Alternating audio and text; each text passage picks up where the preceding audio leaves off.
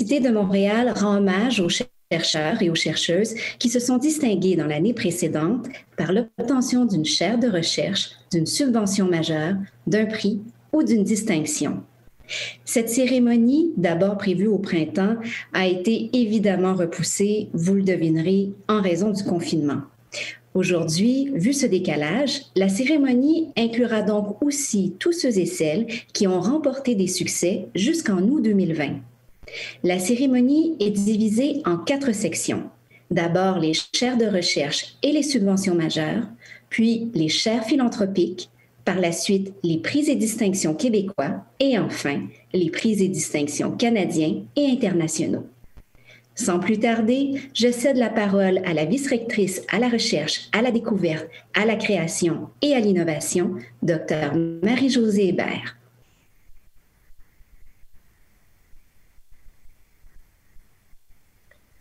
Monsieur le recteur, chers collègues, chers invités, bravo. Bravo à nos chercheuses et à nos chercheurs.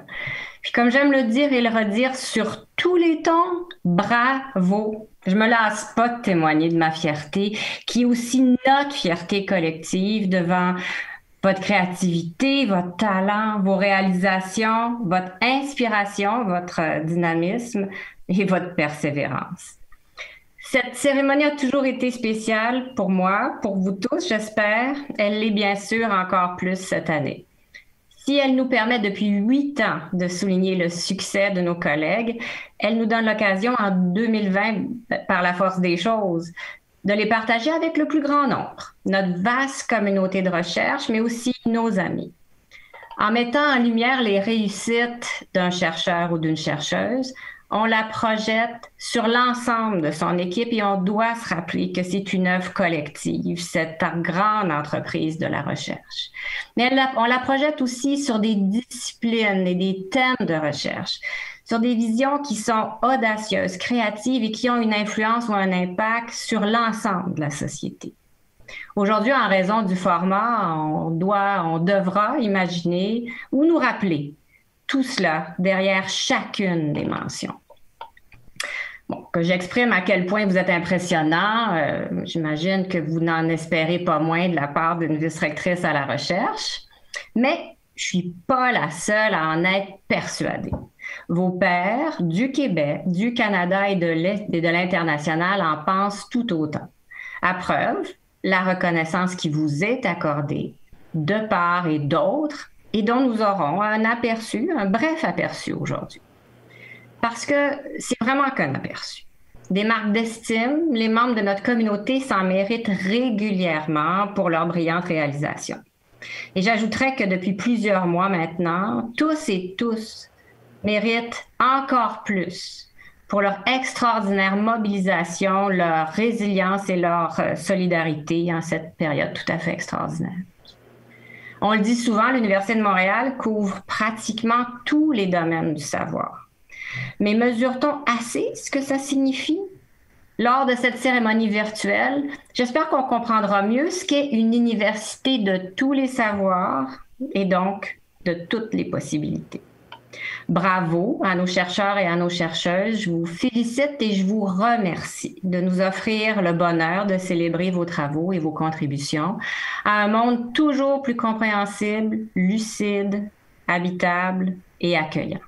À vous tous et toutes que je salue à distance, je souhaite une très heureuse et agréable, un très heureux événement en excellente compagnie. Un grand merci. Merci beaucoup, Dr. Hébert. J'inviterai maintenant le recteur, M. Daniel Jutras, à prendre la parole.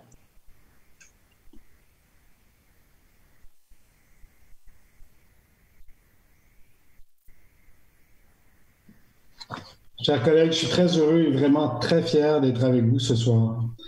D'abord parce qu'on a tous besoin d'occasions de célébrer. C'est un moment un peu difficile dans notre vie commune. Et cette occasion ce soir est une occasion unique, une occasion qu'on devrait chérir, de passer un peu de temps ensemble, même si c'est à distance. Ensuite, et surtout parce qu'on a beaucoup à célébrer aujourd'hui. Le travail que vous avez fait dans la dernière année est rien de moins qu'exceptionnel. Vous avez démontré de manière vraiment éloquente qu'à l'Université de Montréal, le savoir continue de progresser en santé, en éducation, dans les sciences, dans les humanités, dans les arts et aussi au croisement des disciplines. Plusieurs d'entre vous avaient participé à l'effort contre la COVID avec courage et générosité. Certains d'entre vous sont même devenus des visages connus du grand public. Ce que vous avez fait, tous et toutes, sans exception, c'est imprimer une idée forte dans la tête des gens. Et cette idée, c'est celle de la pertinence de l'université. C'est l'idée qu'en temps normal, comme en temps de crise comme maintenant, l'université est une valeur sûre, un rempart de la rationalité, un endroit où on crée et où on cherche des solutions aux problèmes les plus pressants, un véritable service essentiel. Dans la population, cette idée de la pertinence de l'université a peut-être fait plus de progrès en 8 mois qu'elle n'en aurait fait en 8 ans. Et c'est grâce à votre action, à celle de vos collègues chercheurs et chercheuses du monde entier. Par vos chaires de recherche, pour vos subventions majeures et vos prix obtenus cette année, comme Marie-Josée Hébert, je vous dis bravo et merci. Car votre succès, vous n'êtes pas sans le savoir, est aussi celui de toute la communauté universitaire.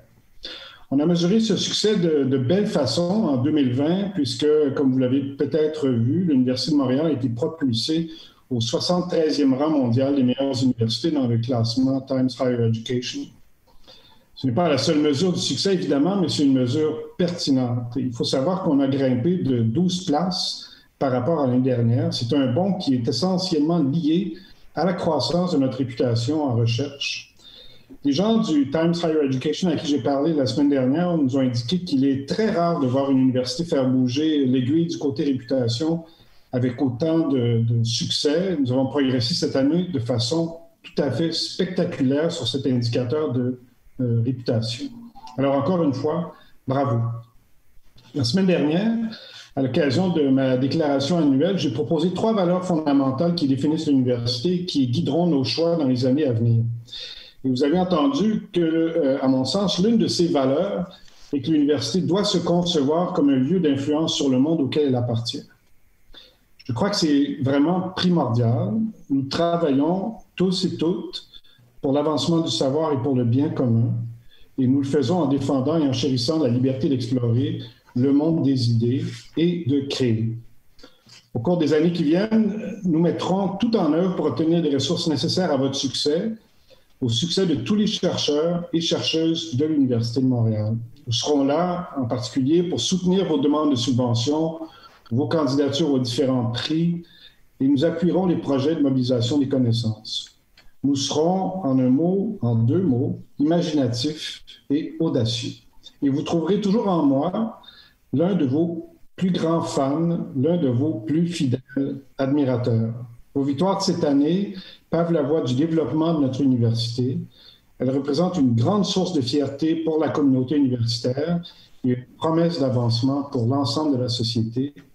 Merci d'être parmi nous. Merci de ce que vous faites pour l'université. Je vous souhaite une excellente soirée.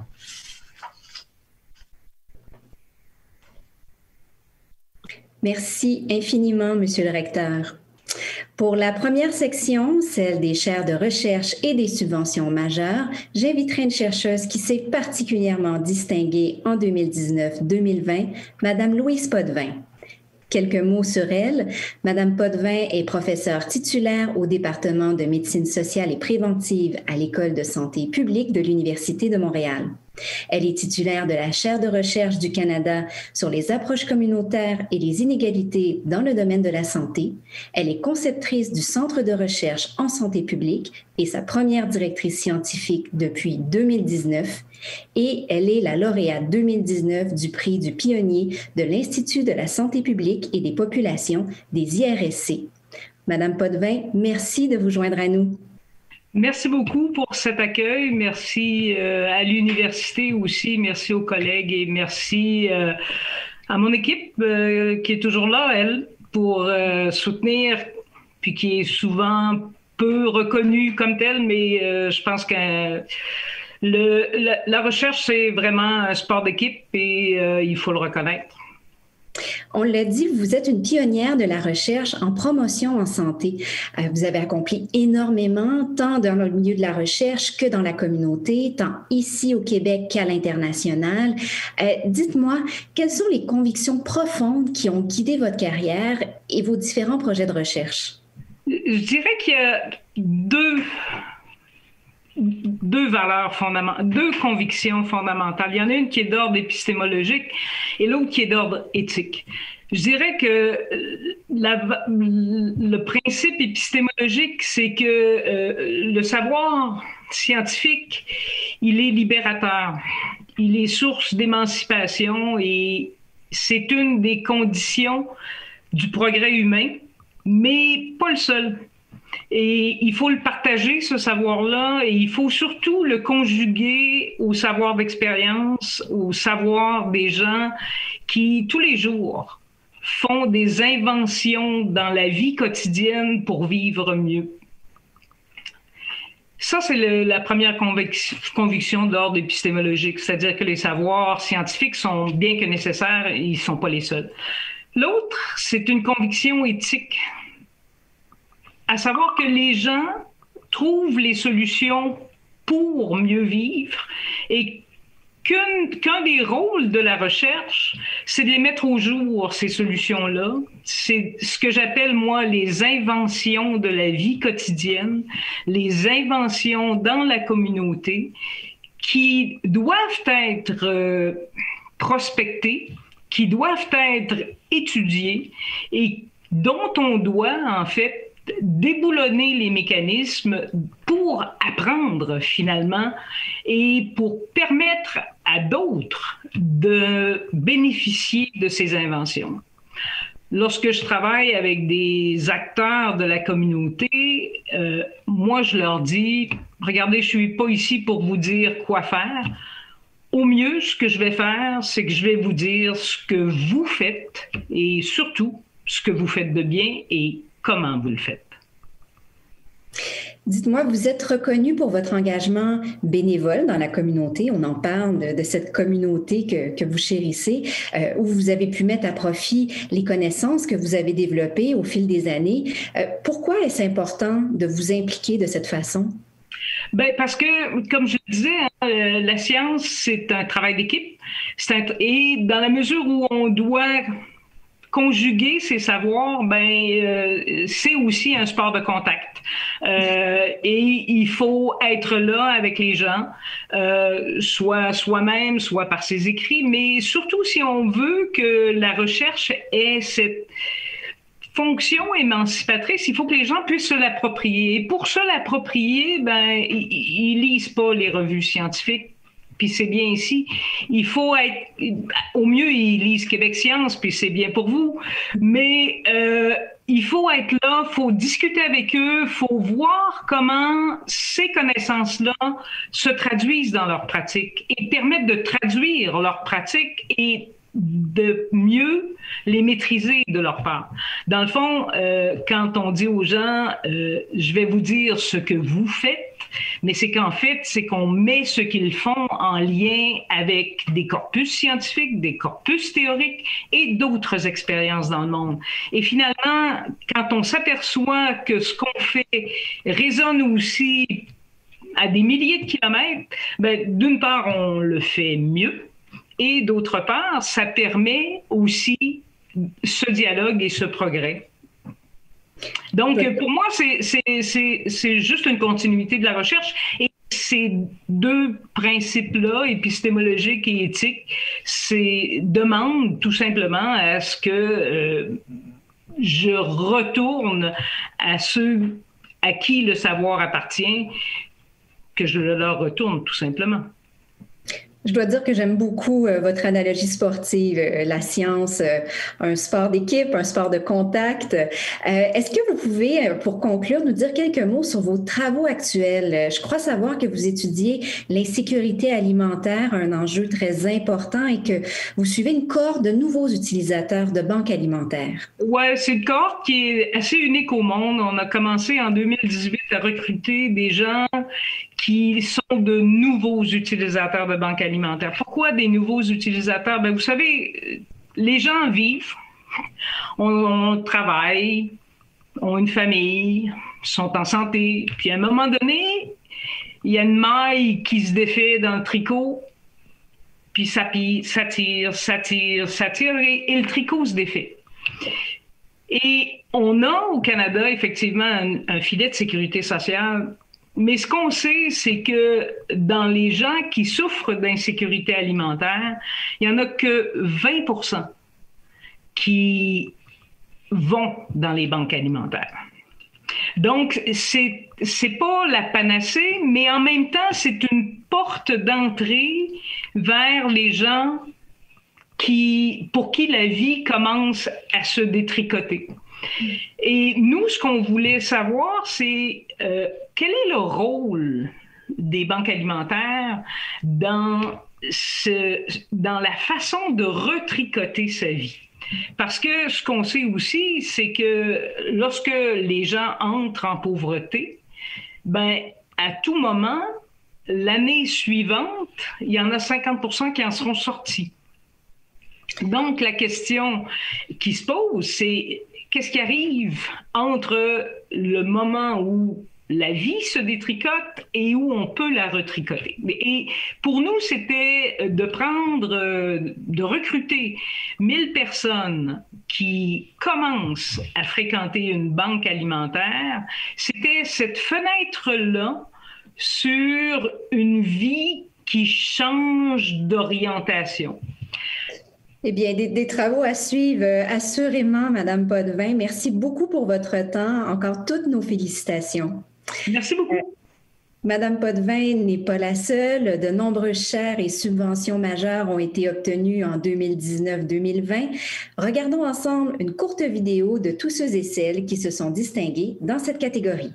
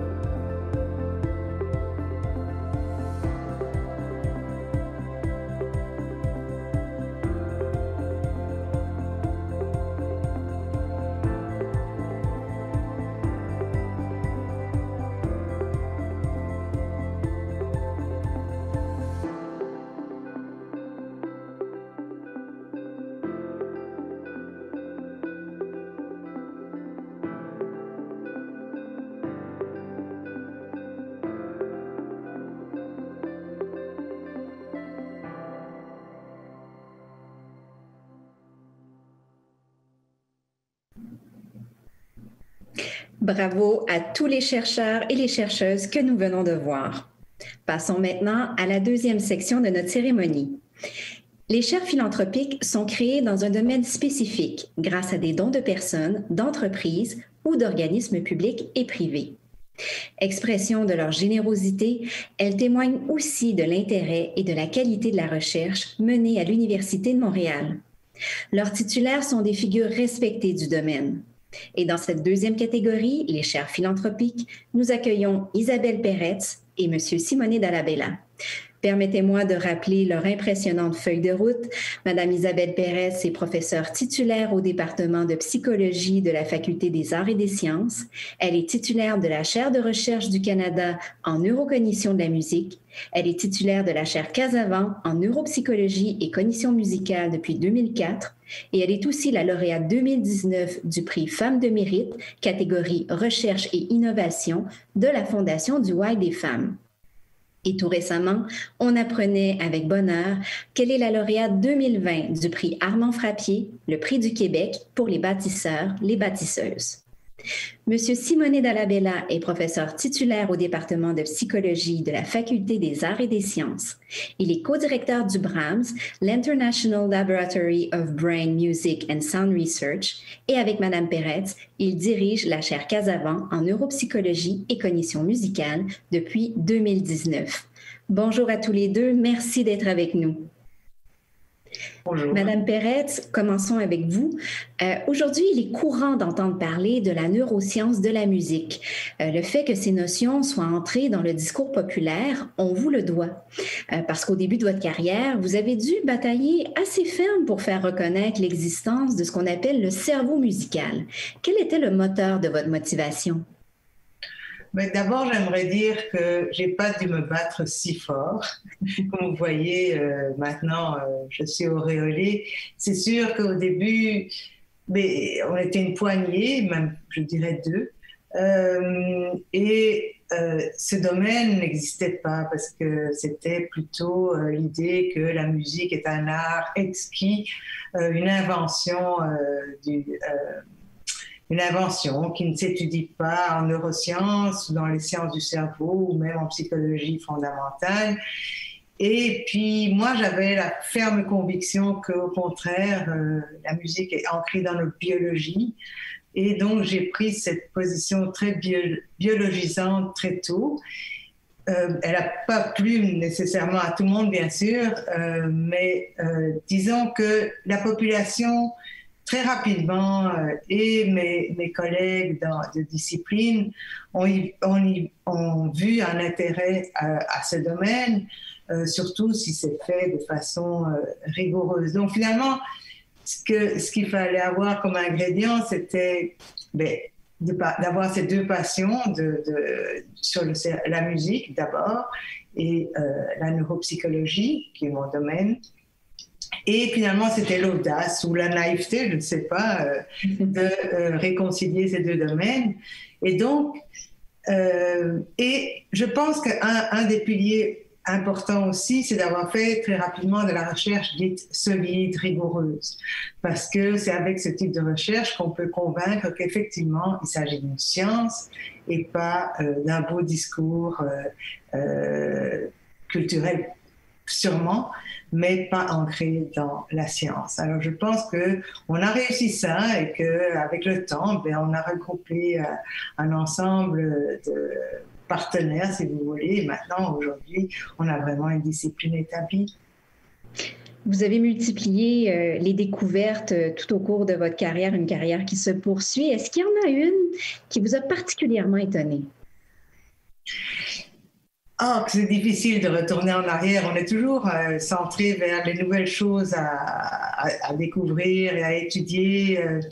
Mais tout était un peu étonnant, fatalement, puisqu'il n'y avait pas grand-chose. Alors, le fait que, par exemple, même avec Simonet Dallabella, ça remonte à quelques années quand même s'il a l'air très très jeune, où nous avions, c'était une idée amusante parce que c'était dans l'idée que la musique ne pouvait pas être vraiment un instinct ou ancré dans notre biologie parce que la plupart des gens ne pouvaient pas chanter chanter ou chanter incorrectement. Et en fait, on a consulté la littérature et on s'est rendu compte qu'il n'y avait rien là-dessus, qu'on ne savait pas que si effectivement les gens chantaient faux, étaient si nuls pour chanter. Et ça, c'était finalement le plaisir de cette recherche-là, c'est qu'on avait un stagiaire belge qui était très effronté et qui a dit, moi, je vais vous enregistrer tout ça dans le parc public de Montréal. Et il a pris la chanson québécoise J'ai Vignoux, Gens du pays, et il a prétendu que c'était son anniversaire. Et on a eu énormément de données, donc de gens, monsieur, madame, tout le monde, qui généreusement chantait à Michel Gens du pays. Et on a analysé. Alors là, ça a été le gros travail qu'on a fait en collaboration. Alors ça me fait presque plaisir. Simonet, je t'assure que c'était pas prévu que je parle de ça du tout. Mais rien qu'à te voir, ça m'est revenu à l'esprit qu'on a fait cette aventure-là. Et on a analysé vraiment note par note toutes ces chansons et on s'est rendu compte que finalement, ils chantaient juste. La majorité chantait juste. Et si on les ralentissait un peu, eh bien, ils chantaient encore mieux.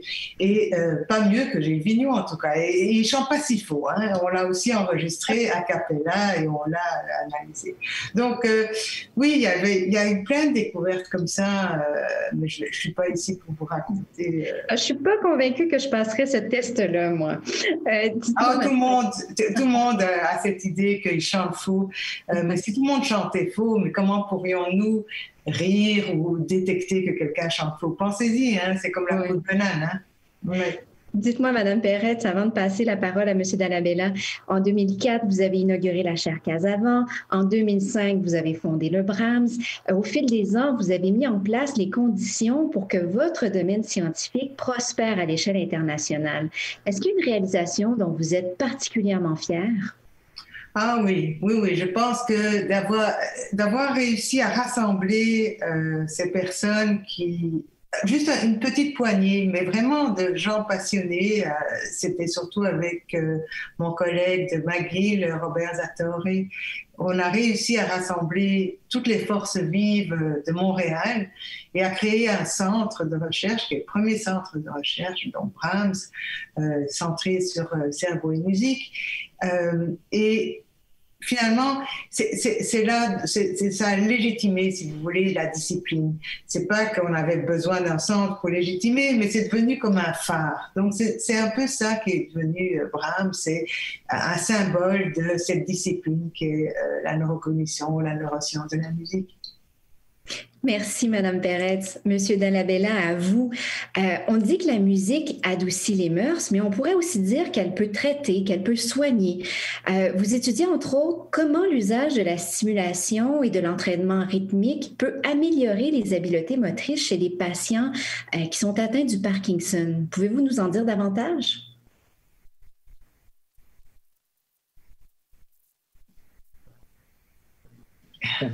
Disons, pour faciliter les comportements chez certains groupes de patients. En fait, on a recueilli au fil du temps de plus en plus de données en neurocognition de la musique qui nous permettent de voir que la musique agit sur plusieurs parties du cerveau, sur différents types d'activités. Donc, on peut effectivement l'utiliser avec l'objectif d'améliorer certaines capacités. Alors, le cas du Parkinson est extrêmement intéressant parce qu'effectivement, les Parkinsoniens, comme beaucoup de gens savent, ont des difficultés motrices. C'est la définition même de la maladie. Donc, ils ont un tremblement, ils ont une difficulté dans la marche, ils marchent très lentement, avec des petits pas, ils risquent de chuter. Mais étrangement, lorsque on leur présente un rythme très simple, ou une musique très rythmique, leur comportement devient beaucoup plus normal, beaucoup plus, caractéristique d'une personne âgée sans déficit. Alors, pourquoi c'est très intéressant pour nous? C'est parce qu'en fait, ça s'appuie sur une capacité qu'on a tous de réagir motoriquement à la musique. Alors, la musique, et en particulier le rythme de la musique, est, je dirais, presque un stimulateur du système moteur. Combien de fois on s'est retrouvé à osciller avec la tête, à tapoter de nos doigts, avec nos pieds, en présence d'une musique très rythmique, même sans le vouloir. Eh bien, les Parkinsoniens semblent utiliser ce même type de capacités pour améliorer leur comportement.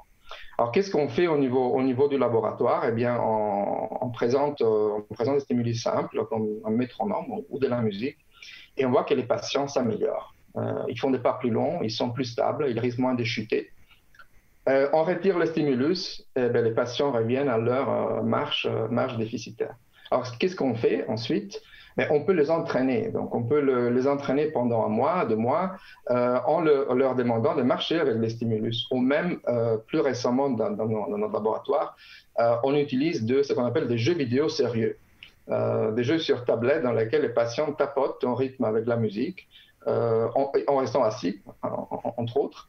Et donc, on peut voir si, après une période d'entraînement, il y a un bénéfice sur les caractéristiques de leur marche, même en absence de stimulation rythmique. Et on a des résultats qui sont extrêmement intéressants. Donc, voilà, c'est toute je dirais une direction de recherche qui nous passionne parce que ça montre comment la musique, et en particulier son rythme, en faisant référence à des mécanismes qui existent chez tout le monde, de synchroniser notre mouvement avec un rythme externe, mais ils arrivent à bénéficier en particulier de cette capacité, et donc pallier certains déficits qu'on trouve chez les patients. C'est absolument fascinant. En tant que co-directeur du Brahms et maintenant co-titulaire de la chaire Casavant, vous êtes bien placé pour voir venir les choses.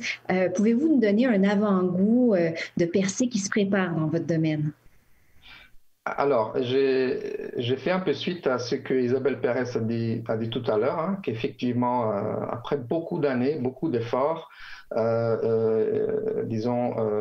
y a eu cette capacité de créer une communauté très passionnée et très motivée ici à Montréal. Je peux dire qu'avec le Brahms et avec d'autres collaborateurs ici à Montréal, on est vraiment chanceux d'héberger ici à Montréal cette opportunité de conduire de la recherche des pointes dans notre domaine. Je peux vous dire qu'on nous envie partout au monde pour ces capacités. Alors, qu'est-ce que le futur nous prépare? Un peu à la suite de ce que je disais, je pense que une direction, ce sera de développer plus les aspects thérapeutiques de la musique. On connaît de plus en plus les mécanismes qui rentrent en jeu chez la personne qui est saine. Il y a une grande quantité d'études en neuroimagerie chez les patients, chez la personne saine, qui nous permettent de voir quel type de mécanisme rentre en jeu lorsqu'on écoute et on fait de la musique. Maintenant, on peut utiliser ces connaissances fondamentales pour justement créer des interventions qui sont ciblées. Le cas du Parkinson en est un, mais il y en a plein d'autres qui vont se développer, à mon avis, au cours des prochaines années. Donc, c'est important parce que la recherche qu'on fait n'est pas, entre guillemets, que de la recherche fondamentale. Je crois beaucoup à la recherche fondamentale, elle est essentielle. Mais là, on peut avoir un impact sur la société par des interventions qu'on peut développer. Le deuxième point, et je m'arrête ensuite, ce sera de développer des relations plus étroites avec les nouvelles technologies. Il y a tout un monde qui se développe, un monde qui nous permet de collecter beaucoup d'informations en temps réel avec des senseurs, avec des outils qui vont au-delà des capacités du laboratoire. Tout le développement qu'on a en apprentissage machine, intelligence artificielle, ben c'est sûr que notre domaine va aussi interagir de plus en plus fortement avec ces domaines. Monsieur Dalla Bella, Madame Perretz, merci pour votre temps. Toutes nos félicitations. Et maintenant, regardons ensemble les nouveaux titulaires de chaires philanthropiques et ceux et celles dont le mandat a été renouvelé.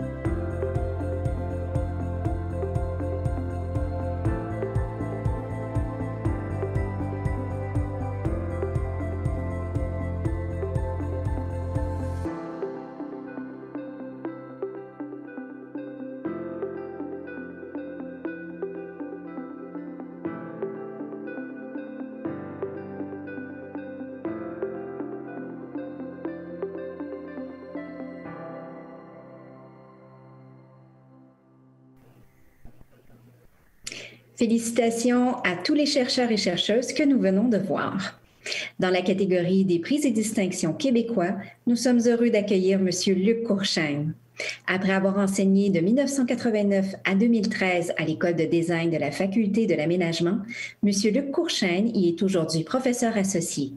Il est membre fondateur et chercheur-créateur à la Société des arts technologiques et il est le lauréat 2019 du prix Paul-Émile Bordua du gouvernement du Québec. Bienvenue parmi nous, M. Courchaine. Oui, bonsoir. De façon tout à fait remarquable, vous êtes le premier artiste numérique à remporter le prix du Québec, le prix Paul-Émile Bordua. Dites-moi, comment percevez-vous le chemin parcouru? Tout d'abord, d'être associé à Paul-Émile Bordua par ce prix du Québec qui porte son nom, c'est pour moi un grand honneur. Parce que Bordua, en plus d'avoir fait entrer le Québec dans la modernité comme chef de file du refus global, ça a été un enseignant engagé et un artiste exemplaire. En ce qui concerne la première reconnaissance officielle en pratique des arts numériques, elle envoie pour moi un signal positif, surtout aux générations d'artistes qui n'hésitent pas à enrichir leur boîte à outils avec les technologies informatiques. L'art et la technologie sont indissociables depuis toujours, parce que les grandes questions existentielles qui inspirent les artistes restent souvent les mêmes. C'est par la technologie qu'on date une pratique artistique. Par exemple, Léonard de Vinci au 16e siècle, qui utilisait la transparence de ses savants mélanges de pigments et d'huile pour créer ce sfumato, donnait une profondeur au tableau. Celle encore des impressionnistes qui ont profité de l'invention des tubes de couleurs au 19e siècle pour sortir dans la nature et transformer notre regard sur la lumière, ou plus récemment, celle des artistes du numérique qui utilisent la vitesse de calcul des ordinateurs pour transformer l'œuvre en temps réel et inviter les participants, inviter à la participation, pardon. La spectatrice d'une œuvre numérique se transforme ainsi en actrice, en visiteuse et même, pour les œuvres immersives, en résidente de ces mondes virtuels qui s'ouvrent désormais à nous. Donc, la reconnaissance aujourd'hui des pratiques en art numérique est finalement dans l'ordre normal des choses. Quels sont les défis de la recherche-création dans le domaine de l'art numérique? Un ou une artiste du numérique qui, comme moi, a le privilège d'appartenir à la grande famille de l'Université de Montréal, peut s'engager dans une pratique s'apparente à la recherche mentale ou appliquée. La reconnaissance sans équivoque de la recherche-création dans l'intitulé même du vice-rectorat à la recherche, à la découverte, à la création et à l'innovation nous engage tous, artistes et autres chercheuses et chercheurs de toutes disciplines, dans l'exigeante ambition de comprendre le monde et de le transformer. Par exemple, quelle richesse pour les compositrices de la faculté de musique ou pour les designers et architectes de la faculté de l'aménagement de confronter leurs explorations formelles aux astucieux bricolages conceptuels en intelligence artificielle, en mathématiques ou en littérature comparée. C'est de ces échanges transdisciplinaires que naît la véritable innovation. Nous apprenons tous les uns des autres. Est-ce que vous pouvez nous parler un peu de vos projets actuels? Je pense que vous travaillez notamment sur un projet de téléprésence immersive. De quoi s'agit-il?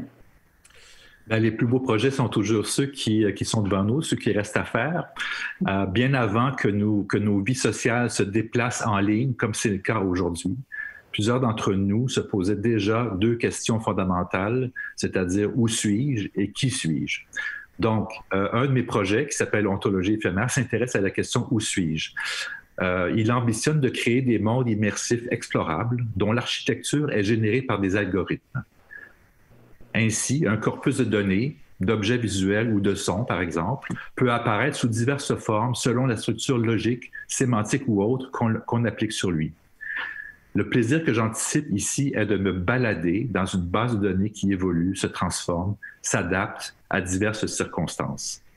Un autre projet qui s'intitule Apparition s'intéresse, lui, à la question « Qui suis-je ?» Vous me voyez actuellement en vidéoprésence au sein d'une mosaïque en 2 dimensions. Imaginez plutôt que nous soyons téléportés en 3D, tels que nous sommes, au sein d'un même espace de socialisation. Comme d'habitude, on pourrait écouter les hommages ou se laisser distraire en aparté par un ou une collègue.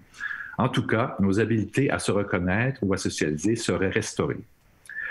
On peut déjà se téléporter relativement simplement en transmettant en temps réel une personne captée par nuage de points. Lorsque les difficultés qui restent seront réglés, nous pourrons tous nous retrouver dans une ontologie composée de nos réalisations respectives. Ce serait presque mieux que d'être rassemblés physiquement autour d'un plateau de fromage. Peut-être pas finalement. En tout cas, le créateur-chercheur en moi ne peut pas s'empêcher de rêver au monde qui s'ouvriront à nous lorsque nos dispositifs de téléportation seront au point. Ben, Monsieur Courchaine, après tous ces mois de Zoom et de Teams, votre univers me fait rêver. Merci beaucoup et encore bravo. Merci à vous. Voyons ensemble les professeurs qui se sont distingués dans la catégorie des prix et distinctions québécois.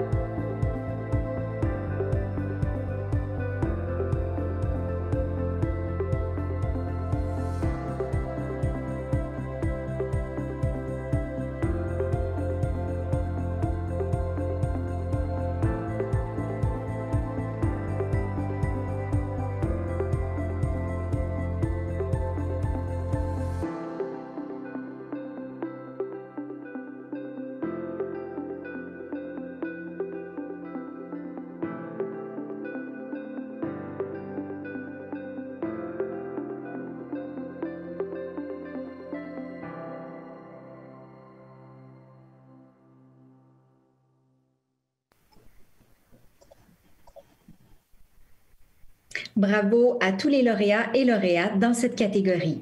Pour la prochaine et dernière section, celle des prix et distinctions canadiens et internationaux, nous sommes heureux d'accueillir Madame Amélie Marceau.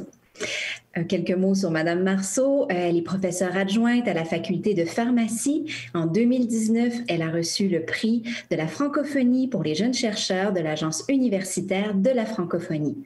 Madame Marceau, merci d'être avec nous. Merci, bonjour. Vous travaillez dans le domaine de la pharmacocinétique, un champ d'études qui pourrait nous aider à combattre l'une des plus grandes menaces à notre santé dans les années à venir. Et je ne parle pas ici de la pandémie, je parle plutôt de la résistance aux antibiotiques. Pouvez-vous nous en dire davantage? Oui, alors en fait, la pharmacocinétique, c'est l'étude du devenir des médicaments dans l'organisme. Donc plus concrètement, c'est qu'on suit l'évolution des concentrations du médicament, de son absorption jusqu'à l'élimination. Et c'est un domaine qui est vraiment clé dans le développement des médicaments. C'est des études qu'on fait nécessairement pour déterminer les doses et les schémas thérapeutiques qui seront optimaux. Et si on s'intéresse un peu plus en détail aux antibiotiques, en fait, il faut savoir qu'on a un troisième acteur qui est à prendre en considération, en plus du médicament et du patient qu'on prend pour l'ensemble de la majorité des médicaments, c'est qu'on a un pathogène. Ce pathogène, donc, c'est la bactérie qui est responsable de l'infection. Cette bactérie, depuis très longtemps, on est capable de l'identifier, de savoir quel est ou quels sont les antibiotiques qui sont efficaces contre elle. Et le plus important, on est aussi capable de connaître à quelle concentration d'antibiotiques on va avoir une efficacité. C'est ce qu'on appelle la concentration minimale inhibitrice, la fameuse CMI. Et quand on connaît tout ça, en fait, on arrive à avoir ce qu'on appelle une cible pharmacocinétique, pharmacodynamique, c'est-à-dire un lien entre une concentration et un effet. Et on sait qu'il existe de nombreuses bactéries et qu'une même bactérie, en fait, peut avoir une CMI différente. Et en plus de ça, si on regarde la population, on voit bien que nous aussi, on est tous différents. Donc tout ça, ça engendre une très grande variabilité. Et de là, on se dit bien que, en fait, une même dose pour tout le monde, c'est pas forcément quelque chose d'optimal. On doit absolument connaître les paramètres pharmacocinétiques de l'antibiotique chez notre patient, puisqu'on doit connaître les propres caractéristiques de notre patient. En plus de ça, il peut appartenir à une population dite vulnérable, telle que les soins intensifs ou la pédiatrie, qui va engendrer encore des particularités. Et tout ça, ça va avoir un impact sur la pharmacocinétique. Ça, c'est facile de les connaître, ces paramètres pharmacocinétiques. On peut faire des études. Il suffit de pouvoir doser le médicament et de développer des modèles pharmacocinétiques, pharmacodynamiques. C'est ce qu'on fait au sein de mon laboratoire. Ensuite, on a besoin aussi de savoir, de connaître la bactérie, donc de l'identifier, de connaître sa CMI.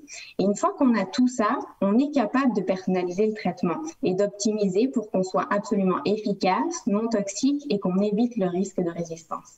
Donc, on doit absolument s'orienter vers la pharmacothérapie personnalisée pour les antibiotiques si on veut que nos médicaments restent efficaces dans les prochaines années, et notamment pour les infections sévères, puisqu'il arrivera un moment donné où on n'aura plus d'antibiotiques qui seront efficaces.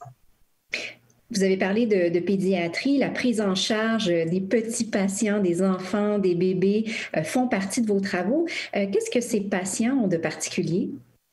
Ces patients, ils sont très particuliers parce que ils sont pas inclus dans les essais cliniques. En fait, c'est logique parce que en tant que parents, on n'a pas envie qu'on teste des médicaments sur nos enfants. Donc, on les a pas dans les essais cliniques. Donc, ça veut dire que quand le médicament est mis sur le marché, en fait, on n'a pas des recommandations qui sont vraiment issues de l'essai clinique. On fait des approximations sur les connaissances qu'on a. Donc, évidemment, par rapport à ce qu'on a maintenant, c'est beaucoup plus fiable, mais on utilise des médicaments qui ont été développés il y a 20 ans et mis sur le marché il y a 20 ans. Donc là, quand même, c'était un peu moins développé. Et on partait souvent du principe que l'enfant était un adulte miniature. Sauf qu'évidemment, ça s'est bien révolu. On sait très bien que ça ne marche plus.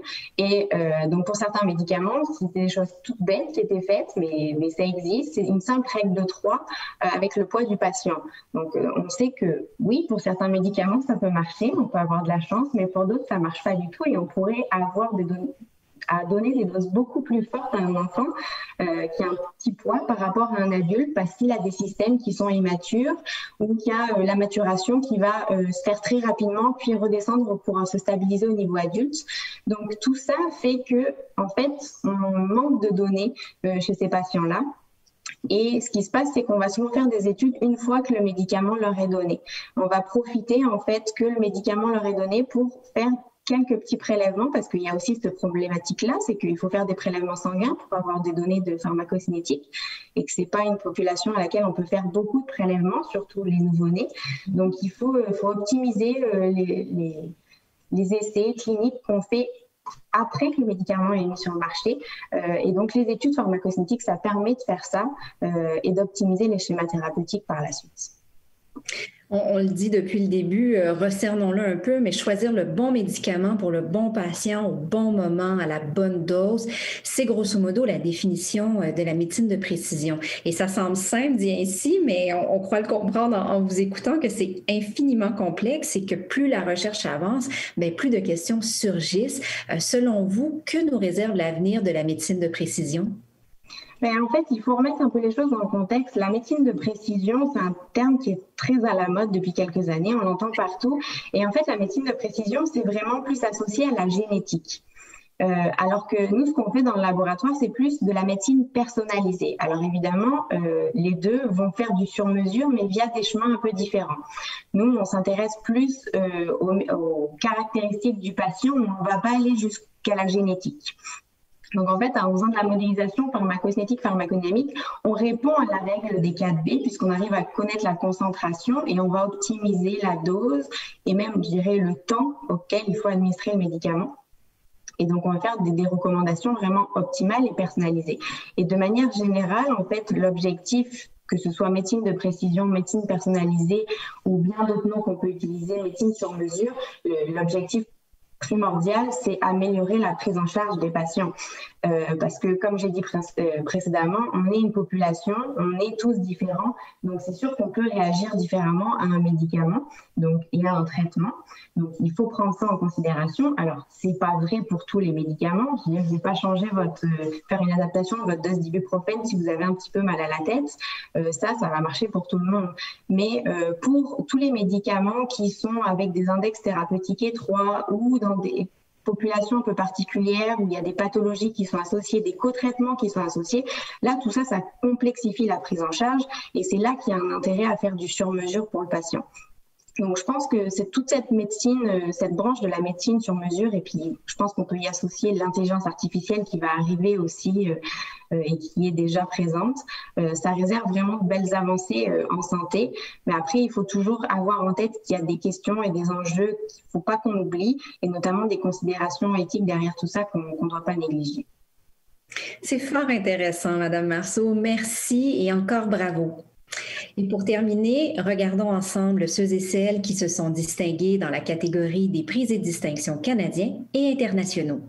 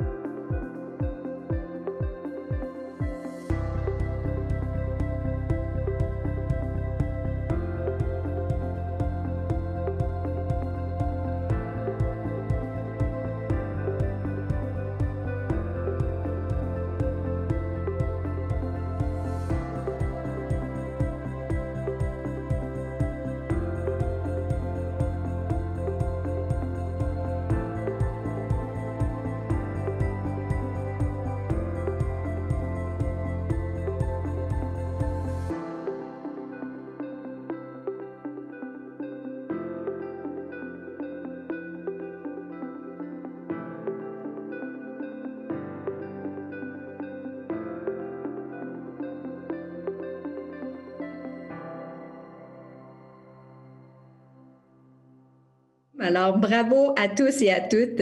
C'est sur ces belles réalisations et ces grands succès que nous concluons notre cérémonie. Bravo encore aux chercheurs et aux chercheuses.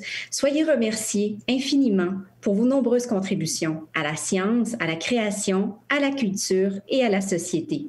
À tous et à toutes, je souhaite une excellente soirée.